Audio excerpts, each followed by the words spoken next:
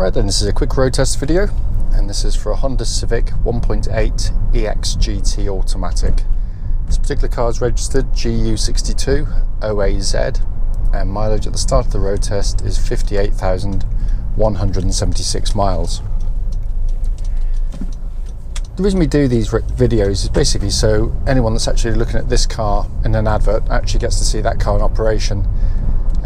We know just how frustrating it is to go and see a car which looks lovely in the photos, but as soon as you drive it, it exhibits a sort of a fundamental problem which you obviously should have been told about before setting off. A lot of our customers come from all over the UK and Europe, so this is the least we can do. It's also done on the road test, on the same roads that the road tests are conducted on, so hopefully be representative of what you'd feel yourself. It is critical, so if there's something that is manifestly wrong with the car when you're driving it, then obviously this is the whole point of the video, and I do report it back.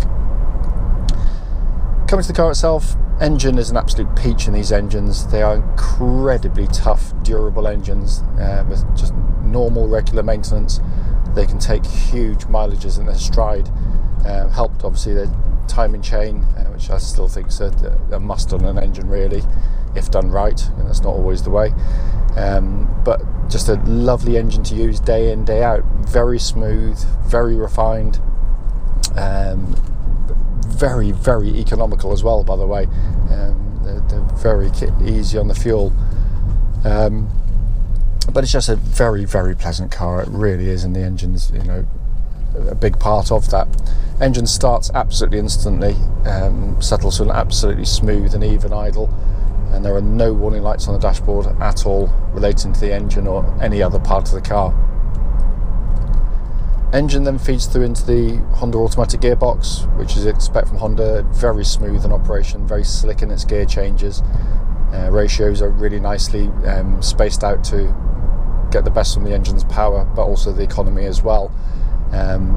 You should always do, regardless of how good the reputation of the builder is, just check when you get in the car, cold and hot, that when you select it into drive and reverse from stationary, there's no delays and big thunks as it engages, and also the gear changes on the move should be very smooth indeed, as is the case with this particular car. Gearbox also gives you the option to change gear manually. In all honesty, it's used very infrequently, so it's just the parking sensors beeping because the truck coming the other way, which I'll now turn off. Coming back on. Yeah, basically they're rarely used, but they're there. In essence, you know, you could use them the whole time, but what's the point? I mean, the whole point of buying an automatics to get it to change gear for you. The reality is, I think the best time to use it, if at all, is if you're going to conduct an overtaking manoeuvre. Gearboxes, they don't have eyes, they don't know what you're about to do, and they always want to change up as early as possible to maximise your fuel economy. Obviously, if you're halfway around an overtaking manoeuvre trying to get past a couple of cars or a tractor or something on the road, the last thing you want it to do is to change up just as you're about to, you know, you're halfway around the manoeuvre. So basically, you've got two paddles. Left hand side one does the down changes, right hand side changes up the gears, and pull either of them and you'll see the gear that you're in illuminated on the dashboard. So I pull back now, selected me fourth gear, coming up behind this little parked van, so I'll change down to third and second, so I'm controlling it myself. If I pull around to overtake now, put my foot down, keep my foot down, it stays in second, third, fourth, and then fifth, and so it does, you know, so you can control as and when the car changes gear, and within a few seconds it reverts back to the full automatic mode, but all working exactly as it should. Steering on the car is absolutely beautiful on these Civics, really nicely weighted, very positive, very accurate, and it really is, they really are dynamic cars. They really are genuinely fun to drive. You know, in a class of cars where, you know, just want to get you from A to B, these do actually have a little verve to them, and this power steering system is brilliant. Tracks absolutely bullet straight. There's no vibrations at all from the steering wheel up to the legal limit and speeds at which I'm allowed to drive, and it all feels very tight and taut. Brakes on the car, just going to come to a corner now, just going to give it a bit of a shove, leave it late. really good brake pedal. Discs and pads looked very good on the car when I was looking around the car earlier, actually, so it comes as no surprise. But what I'm looking for is any kind of pulsing from the brake pedals or vibrations, and it should pull the car down nice and straight. It shouldn't violently go left or right, and everything's in very good order there. The chassis on the vehicle, I love what Honda have done with this car, because suspension is all about compromise, and that means it's not going to suit everybody, but I think they've just done a beautiful job on this. They've maintained kind of the enthusiasm of the last generation, its agility, its keenness to change direction, its flatness to the corner, but they've taken away the harsher edges from the suspension, where it hit sort of bumps, you get little chatterings and thumps going in. This is much smoother. It's very, very comfortable indeed to ride in. The problem with over softly sprung cars is they're great on motorways on the straight ahead, but as soon as you throw them into a corner, they can be incredibly wallowy, and I find that really uncomfortable personally. But again, what I'm looking for on road test here as well, in terms of mechanical issues, any kind of sort of, when you hear it going over a bump, you shouldn't hear any kind of secondary thumps. So hit the bump there, there's no chatterings or rattles at all. It's all exactly as it should be. Looking around inside the car, first things first, videos can't get across just how well a car's built, and these are beautifully made cars.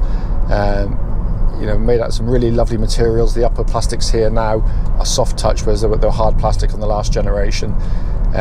Taken straight from the Honda Accord, in all honesty, but it adds a kind of an upmarket feel to the interior of the car.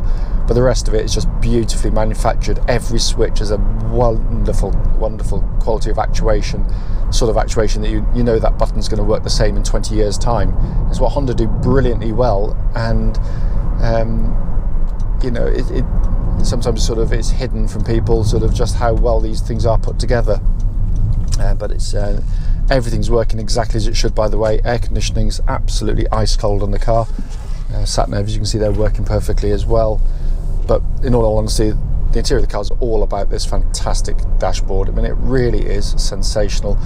Beauty is, of course, in the eye of the beholder, so it's not for everybody, and I think that's a really good thing when it comes to styling. It shouldn't appeal to everybody. It should polarize opinion, and I think it does.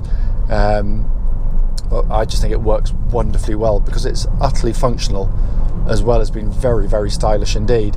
The centre part's probably more conventional. It's more, what you get in lots of cars, but again, beautifully done. Then this fantastic two-tier sweeping dashboard in front of me. All the stuff high up on the displays is stuff that you want to use and look at more readily, or more regularly rather. So you got your information display up on the top left there, and as soon as you press buttons for the air conditioning, then it illuminates that as well to tell you what's going on. Same with the radio. Then my favourite part is this digital speedo directly in front of me, really high up, nice and big, easy to read. It just basically means you can keep your eyes on the road at all time without taking your eyes off the road to look at your speed, which sounds a daft thing, but on so many cars you have to stoop down, try and sort of decipher the information, and then look back up again. It might only take a split second or two, but that can be enough to be going too fast, or you obviously have an accident or something like that. But it's brilliantly done. Down below that, we've got a more conventional pod of 3 dials. You've got your big rev counter, fuel gauge and temperature gauge, which is running at a third, which is exactly where it should be at normal operating temperature on a Honda car, whether it be a petrol or a diesel, or any other for that matter. Steering wheel looks, feels as new in hand, all working exactly as it should. Cruise control working perfectly there. But a wonderful car to drive. It really is. You can see why they're so popular as a used vehicle, because it just feels like a new car to drive in essence. Which brings me back to where we started. There's nothing to report back in the car. It drives absolutely beautifully, this vehicle. Having said that, as always, if you've got any questions about the car, don't hesitate. Please do give us a call, and we'll happily answer any questions you might have.